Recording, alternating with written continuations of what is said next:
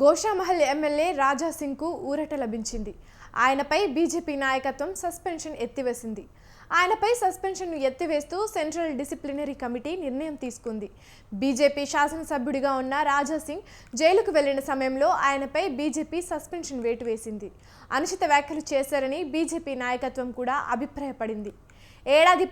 దాదాపు ఏడాదికి పైగానే సస్పెన్షన్ వేటు అమల్లో ఉంది. అయితే ఎన్నికలు సమీపిస్తున్న తరుణంలో రాజా సింగ్పై సస్పెన్షన్ వేటు ఎత్తివేస్తూ బీజేపీ నిర్ణయం తీసుకుంది. మరోసారి ఆయన గోషామహల్ నుంచి పోటీ చేయడానికి రెడీ అవుతున్నారు.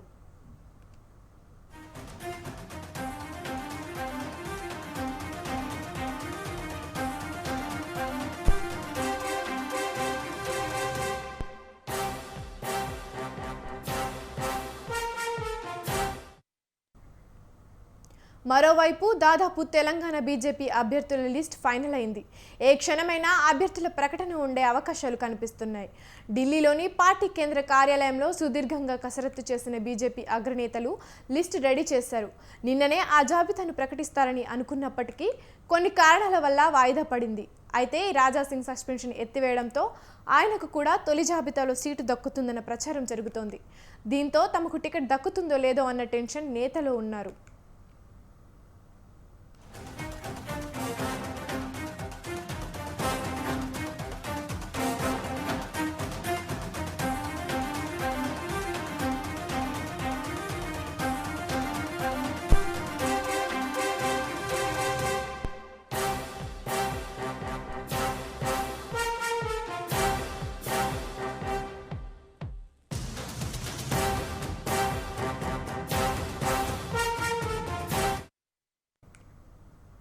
గోషామహల్ ఎమ్మెల్యే రాజా సింగ్కు ఊరట లభించింది. ఆయనపై బీజేపీ నాయకత్వం సస్పెన్షన్ను ఎత్తివేసింది. ఆయనపై సస్పెన్షన్ను ఎత్తివేస్తూ సెంట్రల్ డిసిప్లినరీ కమిటీ నిర్ణయం తీసుకుంది. బీజేపీ శాసనసభ్యుడిగా ఉన్న రాజా సింగ్ జైలుకు వెళ్లిన సమయంలో ఆయనపై బీజేపీ సస్పెన్షన్ వేటు వేసింది. అనుచిత వ్యాఖ్యలు చేశారని బీజేపీ నాయకత్వం కూడా అభిప్రాయపడింది. దాదాపు ఏడాదికి పైగానే సస్పెన్షన్ వేటు అమలులో ఉంది. అయితే ఎన్నికలు సమీపిస్తున్న తరుణంలో రాజా సింగ్పై సస్పెన్షన్ వేటు ఎత్తివేస్తూ బీజేపీ నిర్ణయం తీసుకుంది. మరోసారి ఆయన గోషామహల్ నుంచి పోటీ చేయడానికి రెడీ అవుతున్నారు.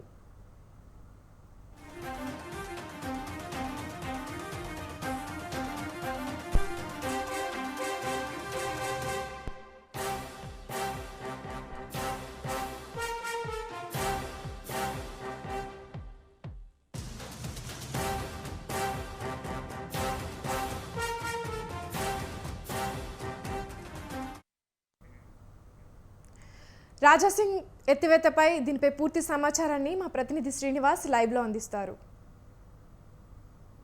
గోషామహల్ ఎమ్మెల్యే రాజా సింగ్ పై బీజేపీ అధిష్టానం సస్పెన్షన్ వేటు ఎత్తివేసింది. అయితే రాజా సింగ్ గతంలో మహమ్మద్ ప్రవక్తపై వివాదాస్పదమైనటువంటి వ్యాఖ్యలు చేసినప్పుడు బీజేపీ నుండి రాజా సింగ్ను సస్పెన్షన్ చేసింది. అయితే రాజా సింగ్ సస్పెన్షన్ ఎత్తివేయాలని రాష్ట్ర కమిటీతో పాటు ముఖ్య నేతలందరూ జాతీయ నాయకులకు ఒక వినతి పత్రం కూడా సమర్పించారు. అంతేకాకుండా రాజా సింగ్ కరడుగట్టినటువంటి హిందూవాది, ఎంఐఎంకు ధీటుగా నిలబడేటువంటి వ్యక్తి కాబట్టి రానున్న ఎన్నికలను దృష్టిలో పెట్టుకొని రాజా సింగ్పై బీజేపీ అధిష్టానం వేటు ఎత్తివేసింది, సస్పెన్షన్ కూడా ఎత్తివేసిందని చెప్పవచ్చు. ప్రధానంగా బీజేపీకి బలమైన నాయకుడిగా తెలంగాణలో ముఖ్య నేతగా రాజా సింగ్ గుర్తింపు ఉంది. అదేవిధంగా అంటే నార్త్ ఇండియన్స్లో ఆయనకు ఒక బలమైనటువంటి సామాజిక వర్గం కూడా ఉంది. వీటన్నిటిని దృష్టిలో పెట్టుకొని జాతీయ నాయకత్వం రాజా సింగ్ సస్పెన్షన్ వేటు ఎత్తివేసిందని చెప్పవచ్చు. రాజా సింగ్ అంటే గతంలో బీజేపీకి అనేకమైనటువంటి పోరాటాలు కావచ్చు, ఉద్యమాలు కావచ్చు చేసిన నాయకుడే కాకుండా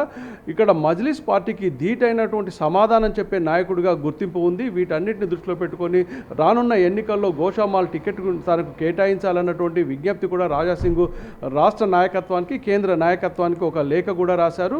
రాజా సింగే కాకుండా ఆయన కుటుంబ సభ్యులు, ఆయన సతీమణి కూడా ఒక లేఖను ఇటు రాష్ట్ర నాయకత్వానికి, కేంద్ర నాయకత్వానికి కూడా రాసింది. బీజేపీకి కరుడుగట్టినటువంటి హిందుత్వ నాయకుడిగా ఆయనకు ఒక మంచి గుర్తింపు ఉంది. అదేవిధంగా అదేవిధంగా బీజేపీ కూడా ఈ ఎన్నికల్లో ఆయనను వాడుకోవాలి, ఆయనను ఏ విధంగా విజయం సాధించాలన్నటువంటి ఉద్దేశంతోనే ఆయనకు ఈ సస్పెన్షన్ వేటు వేసిందని చెప్పవచ్చు. ప్రధానంగా గోషామాల్ నుండి టికెట్ కేటాయించాలన్నటువంటి విజ్ఞప్తిని ఇటు రాష్ట్ర నాయకత్వం అదేవిధంగా కేంద్ర నాయకత్వం కూడా ఆలోచించింది. అయితే ప్రస్తుతం రాజాసింగ్కు మాత్రం గోషామాల్ కాకుండా కార్వాన్ కావచ్చు, లేదు అంటే మలక్పేట కావచ్చు, అంటే పాత బస్తీ ఓల్డ్ సిటీ నుండి పోటీ చేయాలి. ఎంఐఎంకు ధీటుగా పోటీ చేసేటువంటి బలమైన నాయకుడు కాబట్టి మలక్పేట నుంచి కావచ్చు, లేదు కార్వాన్ నుండి కానీ పోటీ చేసే అవకాశం కల్పించాలన్నటువంటి ఉద్దేశంతో అధిష్టానం ఉంది. ఆయనకు ఇప్పటివరకు కూడా అది పెండింగ్లో ఉంది. గోషామాల్ నుండి మాజీ మంత్రి అంటే ముఖేష్ గౌడ్ కుమారుడు బీజేపీలో చేరాడు. ఆయనకు విక్రమ్ గౌడ్కు ఈ టికెట్ కేటాయించాలనే ఉద్దేశం కూడా ఉంది. అదేవిధంగా రాజాసింగ్కు జహీరాబాద్ పార్లమెంటు కూడా పోటీ చేసే అవకాశం కల్పిస్తారన్నటువంటి ప్రచారం కూడా ఒకవైపు జరుగుతుంది.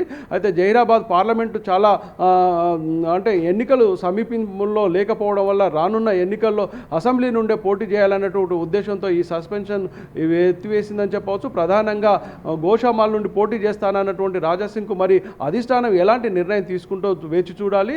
అయితే కార్వాన్ నుండి అదేవిధంగా మలక్పేట నుండి పోటీ చేస్తాడన్నటువంటిది కూడా వేచి చూడాల్సిన అవసరం ఉంది. అబిత, రాజాసింగ్కి సస్పెన్షన్ ఎత్తివేయడం అనేది ఇది బీజేపీకి ఒక గుడ్ న్యూస్ అనుకోవచ్చు. ఎందుకంటే బీజేపీ కార్యకర్తలు చాలాసార్లు రాజాసింగ్ సస్పెన్షన్ని ఎత్తివేయాలని విజ్ఞప్తి చేశారు. ఇప్పుడు బీజేపీ కార్యకర్తల్లో ఎలాంటి రియాక్షన్ కనిపిస్తుంది? ముఖ్యంగా బీజేపీ నేతలు కావచ్చు, కార్యకర్తలు కావచ్చు, రాజాసింగ్పై వేటు అధిష్టానం ఎత్తివేయడంతో చాలా సంబరాలు చేసుకుంటుండ్రు. ప్రధానంగా బండి సంజయ్కి ప్రధాన అనుచరుడిగా లేదంటే స్నేహితుడిగా ఉన్నటువంటి రాజాసింగ్ వల్ల అంటే రెండు అంటే వర్గాలకు అంటే ధీటైన నాయకులుగా వీళ్ళు నిలిచారు తెలంగాణలో. రాజాసింగ్ కూడా ఎంఐఎంతో పోటీ పడి వాళ్లకు సరి అయినటువంటి సమాధానం చెప్పే నాయకుడిగా బీజేపీలో గుర్తింపు ఉంది. అదేవిధంగా హైందవ సంఘాలు కూడా పలుమార్లు ఇటు రాష్ట్ర నాయకత్వానికి కేంద్ర నాయకత్వానికి కూడా విజ్ఞప్తి చేసింది. రాజాసింగ్ సస్పెన్షన్ ఎత్తివేయడంతో బీజేపీతో పాటు హైందవ సంస్థలు కూడా సంబరాలు చేసుకుంటున్నాయని చెప్పవచ్చు. గతంలో కూడా ఈయన సస్పెన్షన్ ఎత్తివేయాలని ప్రధానమంత్రి అదేవిధంగా హోంమంత్రి బహిరంగ సభల్లో కూడా ప్లే కార్డ్స్ ప్రదర్శనలు కూడా చేశారు. పెద్ద ఎత్తున ఢిల్లీలో కూడా ఈ వీళ్ళకు కావాల్సినటువంటి అనుచరులు కావచ్చు, రాజాసింగ్ యొక్క ముఖ్య నేతలు కావచ్చు, అధిష్టానాన్ని కూడా పర్సనల్గా లేఖలు కూడా రాశారు. రాజాసింగ్ చేసినటువంటి పోరాటాలు కావచ్చు, ఆయన ఇక్కడ ఉన్నటువంటి రాజకీయ వర్గాలకు ఇచ్చేటువంటి సమాధానాలు కావచ్చు, ఆయన చేసినటువంటి ఇతర హైందవ సేవా సంస్థలు కావచ్చు, ఈ గోసౌ రక్షణ కావచ్చు, మిగతా సంస్థలకు ఉపయోగపడే విధంగా ఆయన పోరాటాలు చేసినటువంటి వాళ్ళు కూడా రాజాసింగ్ సస్పెన్షన్ ఏటును ఒక గుడ్ న్యూస్గా భావిస్తున్నారని చెప్పవచ్చు. అబిత, ఇప్పుడు తెలంగాణలో తొలి జాబితాని బీజేపీ విడుదల చేయబోతోంది. అందులో ఎవరెవరి పేర్లు ఉండబోతున్నాయి? రాజాసింగ్ పేరు ఉండబోయే అవకాశం ఉందంటారా? ముఖ్యంగా రాజాసింగ్కు ప్రధానంగా మొదటి లిస్టులోనే వచ్చే అవకాశం ఉంది. అయితే ఇప్పటికే ఆయన గోషామాల్ టికెట్ ఆశిస్తున్నాడు. అయితే గోషామాల్ కాకుండా కార్వాన్ కావచ్చు, లేదంటే మలక్పేట నుండి కూడా పోటీ చేయాలన్నటువంటి అధిష్టానం నిర్ణయించినట్లు తెలుస్తూ ఉంది. ప్రధానంగా ఇక్కడ బీజేపీ మొదటి లిస్టు అధికారికంగా ప్రకటించడంలో ఇంకా సస్పెన్షన్ కొనసాగుతుందని చెప్పవచ్చు. అయితే మొదటి లిస్టులో దాదాపుగా 57 మంది అభ్యర్థుల పేర్లు ఖరారని చెప్పవచ్చు. పార్లమెంటు సభ్యులైనటువంటి బండి సంజయ్ కరీంనగర్ నుండి పోటీ చేస్తున్నాడు. అదేవిధంగా నిజామాబాద్ ఎంపీ అరవింద్ కూడా ఆర్మూర్ నుండి పోటీ చేస్తున్నాడు. ఆదిలాబాద్ ఎంపీ సోయం బాబురావు బోధు నుండి పోటీ చేస్తున్నారు. ఈ ముగ్గురు పార్లమెంటు సభ్యుల పేర్లు మాత్రం మొదటి లిస్టులో ఉంది. కిషన్ రెడ్డి పోటీ చేస్తున్నటువంటి అంబర్పేటకు సంబంధించినటువంటి అభ్యర్థుల ఖరారులో కొంచెం పెండింగ్లో ఉందని చెప్పవచ్చు. అదేవిధంగా ప్రస్తుతం ఉన్నటువంటి ఎమ్మెల్యేలు అటు రఘునందన్ దుబ్బాక నుండి పోటీ చేస్తున్నాడు. అదేవిధంగా ఈటెల రాజేందర్ హుజురాబాద్ నుండి పోటీ చేస్తున్నాడు. వీళ్ళ పేర్లు మొదటి లిస్టులోనే ఉన్నాయి. అదేవిధంగా ఇతర పార్టీల నుంచి వచ్చినటువంటి నేతలకు కూడా మొదటి లిస్టులో ఖరారు చేసినట్లుంది. దాదాపుగా 57 మంది లిస్టు ఇప్పటికే స్వతంత్ర టీవీ ప్రజలకు ఇటు రాజకీయ వర్గాలకు చేరే విధంగా ప్రసారం కూడా చేసిందని చెప్పవచ్చు. ఇక్కడ అధికారికంగా ప్రకటించకుండా కూడా స్వతంత్ర టీవీకి ఈ మొదటి లిస్టుకు సంబంధించినటువంటి పేర్లను ఇప్పటికే ప్రకటించిందని చెప్పవచ్చు. వీళ్ళతో పాటు ఇటు గద్వాలకు సంబంధించినటువంటి టికెట్లో కొంచెం పెండింగ్ ఉందని చెప్పవచ్చు. అదేవిధంగా మిగతా అభ్యర్థుల పేర్లు కూడా చాలామంది పేర్లు కూడా ఇప్పటికే ఖరారైనాయి. దాదాపుగా 57 మందికి సంబంధించినటువంటి సమాచారాన్ని రాష్ట్ర అధ్యక్షుడు అధికారికంగా ప్రకటించకుండా కూడా వాళ్ళకి ఫోన్ల ద్వారా సమాచారం అందించారు. వాళ్ళు ప్రచారంలోకి వెళ్ళి ప్రజలను కలిసి బీజేపీ పార్టీ గెలుపు కోసం పనిచేసుకోవాల్సినటువంటి ఆదేశాలు కూడా జారీ చేసిందని చెప్పవచ్చు. అబిత, గోషామహల్ కాకుండా రాజాసింగ్కి ఏ నియోజకవర్గం నుంచి పోటీ చేసే అవకాశం ఉంది? ముఖ్యంగా గోషామాల్ నుండే ఆయన పార్టీ నుండి పోటీ చేయాలన్నటువంటి ఉద్దేశం ఉంది. అయితే అధిష్టానం మాత్రం కార్వాన్ నుండి కానీ లేదు అంటే మలక్పేట నుండి కానీ ఓల్డ్ సిటీలో ఎంఐఎంకు ధీటుగా మరో 2 చోట్ల పోటీ చేయాలన్నటువంటి ఉద్దేశం, బలమైన అభ్యర్థులను పోటీ చేయాలన్నటువంటి బీజేపీ భావిస్తుంది. అందులో 2 నియోజకవర్గాలను సూచిస్తుంది. అయితే కార్వాన్ నుండి కావచ్చు, లేదు అంటే మలక్పేట నుండి కావచ్చు. ఈ 2 నియోజకవర్గాల్లో రాజాసింగ్ ఏది ఎంచుకున్నా కూడా ఆయన కేటాయించే అవకాశం ఉంది. కానీ రాజాసింగ్ మాత్రం తాను గోషామాల్ నుండే పోటీ చేస్తానని చెప్తున్నాడు. గతంలో ఆయన రాజకీయ జీవితం కూడా అక్కడి నుండే ప్రారంభమైందని చెప్పవచ్చు. ముఖ్యంగా ఆయనకు సామాజిక వర్గం కూడా ధూల్పేటకు సంబంధించినటువంటి ఆ డివిజన్లలోనే ఉన్నాయి. ఆయన ధూల్పేట కార్పొరేటర్గా రాజకీయ జీవితాన్ని ప్రారంభించాడు. అక్కడి నుండే 2 సార్లు ఎమ్మెల్యేగా గెలిచాడు. అయితే అదే నియోజకవర్గం గోషామాల్ నుండే పోటీ చేస్తాను అని చెప్పి అధిష్టానానికి విజ్ఞప్తి చేశాడు. అయితే అధిష్టానం మాత్రం ఆయనను ఎక్కడి నుండి పోటీ చేస్తుంది అనేటువంటి ఇప్పటివరకు కూడా స్పష్టత లేదు. అయితే ఆయన అభిమానులు మాత్రం గోషామాల్ నుండి పోటీ చేయాలని పట్టుబడుతున్నారు. 2 రకాలుగా చూసేది ఉంటే అంటే ఆయనకు కార్వాన్ కావచ్చు, గోషామాల్ కావచ్చు, లేదు అంటే మలక్పేట కావచ్చు కేటాయించే అవకాశం ఉంది. ఒకవేళ మాజీ మంత్రి ముఖేష్ గౌడ్ కొడుకు విక్రమ్కు గోషామాల్ కేటాయించేది ఉంటే మాత్రం ఆయన కార్వాన్ కావచ్చు, మలక్పేట నుండి పోటీ చేసే అవకాశం ఉందని చెప్పవచ్చు. అబిత, ప్రస్తుతం రాజాసింగ్ ఎక్కడున్నారు ఇప్పుడు? ఆయన ప్రస్తుతం అంటే హైదరాబాదులోనే ఎన్నికల ప్రచారంలో ఉన్నారు. అయితే తనకు టికెట్ కేటాయించే వరకు మాత్రం, అధికారికంగా ప్రకటించే వరకు మాత్రం పార్టీ కార్యకలాపాలకు దూరంగా ఉన్నాడని చెప్పవచ్చు. ఈ సస్పెన్షన్ ఎత్తివేయడంతో ఆయన పార్టీ కార్యాలయానికి కొద్ది గంటల్లో వచ్చే అవకాశం ఉందని చెప్పవచ్చు. అబిత, ఈరోజైనా మొదటి జాబితాను విడుదల చేస్తారా? మామూలుగా అయితే ఇప్పటికే అధికారికంగా ప్రకటించకున్నా కూడా 77 మంది అంటే 57 మంది అభ్యర్థుల పేర్లు మాత్రం ఖరారైంది. అయితే ఇప్పుడున్నటువంటి పేర్లు కొన్ని ఇబ్బందులు కలిగేటువంటిది. అదేవిధంగా తాము కోరుకున్న స్థానాల్లో తమకు టికెట్లు కేటాయించకపోవడంతో కొంచెం సస్పెన్షన్గానే ఉందని చెప్పవచ్చు. 57 మందికి సంబంధించినటువంటి ఏకాభిప్రాయం కుదిరినటువంటి ఆ లిస్టు మాత్రం ప్రకటించడానికి కొంత ఆలస్యం జరుగుతుంది అని చెప్పవచ్చు. ఈరోజు దాదాపుగా ప్రకటించే అవకాశం ఉందని చెప్తుంది పార్టీ శ్రేణులు.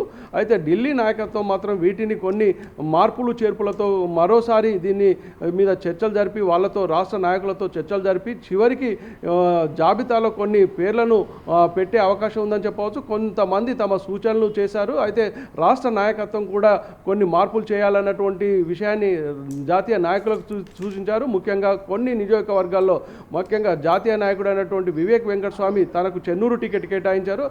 అతను మాత్రం ధర్మపురి నుండి పోటీ చేస్తానని చెప్తున్నాడు. అదేవిధంగా మాజీ పార్లమెంట్ సభ్యుడు కొండ విశ్వేశ్వరరెడ్డి ఆయనకు తాండూరు నుండి ఎమ్మెల్యే టికెట్ కేటాయించారు. అయితే తాను ఎమ్మెల్యేగా పోటీ చేయను, పార్లమెంటుగానే పోటీ చేస్తాను, అక్కడ వేరే వాళ్ళకి అవకాశం కల్పించండి అన్నటువంటి విషయాన్ని కూడా అధిష్టానంకు సూచించారు. ఇదే విధంగా మరికొన్ని చోట్ల నుండి ఇలాంటి అభ్యంతరాలు అదేవిధంగా విజ్ఞప్తులు రావడంతో వీటన్నిటి మీద మరోసారి రాష్ట్ర నాయకులతో జాతీయ నాయకులు చర్చించి చివరికి వరకు ఒక ఏకాభిప్రాయం వచ్చిన తర్వాతనే కొన్ని నియోజకవర్గాలు దాదాపుగా 12 నియోజకవర్గాల్లో ఇలాంటి సమస్యలు ఉన్నాయి. వాటిని పక్కకు పెట్టి మిగతా అభ్యర్థుల లిస్టు ఖరారైన తర్వాత ప్రకటించే అవకాశం ఉందని చెప్పవచ్చు. అబిత, ముఖ్య నేతలందరినీ ప్రచారంలోకి వెళ్ళమన్నట్టు సమాచారం. మరి మొదటి జాబితా విడుదల కాకముందే కార్యకర్తలు ప్రచారానికి సహకరిస్తారా? అయితే దాదాపుగా ఏకాభిప్రాయం ఉన్నటువంటి నియోజకవర్గాలలో అభ్యర్థుల పేర్లు ఖరారైనటువంటి అభ్యర్థులకు ఇటు కిషన్ రెడ్డి కావచ్చు, జాతీయ నేతలైనటువంటి తరుణ్ చుగ్గు, అదేవిధంగా ప్రకాష్ జవదేకర్ లాంటి నేతలు ఫోన్ల ద్వారా మీ అభ్యర్థిత్వం ఖరారైంది, మీరు పార్టీ గెలుపు కోసం ప్రచారం కోసం పనిచేసుకోవాలన్నటువంటి ఆదేశాలు జారీ చేశారు. అక్కడ పోటీ లేనటువంటి స్థానాలలో అంటే ఎక్కడ కానీ నియోజకవర్గాల్లో నాయకత్వం ఉన్నటువంటి నియోజకవర్గాల్లో వాళ్ళ అభ్యర్థులు ఇప్పటికే ప్రచారంలో ఉన్నారని చెప్పవచ్చు. అక్కడ ఉన్నటువంటి వాళ్ళందరినీ సమన్వయం చేసుకొని ఇటు రాష్ట్ర నేతల సూచనల మేరకు ఎలాంటి సమస్యలు రాకుండా రాష్ట్ర నాయకులు కిషన్ రెడ్డి మిగతా నాయకులు కూడా ఎక్కడికక్కడ వాళ్ళందరికీ సమాచారం ఇచ్చిన తర్వాతనే ప్రచారంలోకి దిగుతున్నారని చెప్పవచ్చు. ముఖ్యంగా ఇప్పటికే ఇటు అధికార పార్టీ బీఆర్ఎస్ అదేవిధంగా కాంగ్రెస్ అభ్యర్థుల ఖరారు కావడమే కాకుండా అక్కడ వాళ్ళు ప్రచారంలో ఉన్నారు. వాళ్లకు ధీటుగా బీజేపీ అభ్యర్థుల పేర్లు అధికారికంగా ప్రకటించకుండా కూడా సమాచారం ఇచ్చినటువంటి అభ్యర్థులు వాళ్ళ అభ్యర్థిత్వం ఖరారైన సమయంలో వాళ్ళందరూ ఇప్పటికే పార్టీ శ్రేణులను అంటే ఏకం చేసి ఇప్పటికే సమావేశాలు ప్రచార కార్యక్రమాలను ముమ్మరం చేశారని చెప్పవచ్చు. నిన్న నుంచే వాళ్ళందరూ ప్రచారంలో మునిగి ఉన్నారని చెప్పవచ్చు. రాష్ట్ర నాయకులు అదేవిధంగా కేంద్ర నాయకులు సమాచారం ఇచ్చిన వెంటనే తమకు ఉన్నటువంటి అనుచరులను అదేవిధంగా పార్టీ శ్రేణులకు తమకు ఉన్నటువంటి అభ్యర్థిత్వం ఖరారైంది. అధికారికంగా ప్రకటించలేదు, కానీ తామే అభ్యర్థిగా చెప్పుకుంటూ వాళ్ళు ఇప్పటికే నియోజకవర్గంలో పర్యటనలు సమావేశాలు నిర్వహిస్తున్నారని చెప్పవచ్చు. Abitha, right, thank you Srinivas.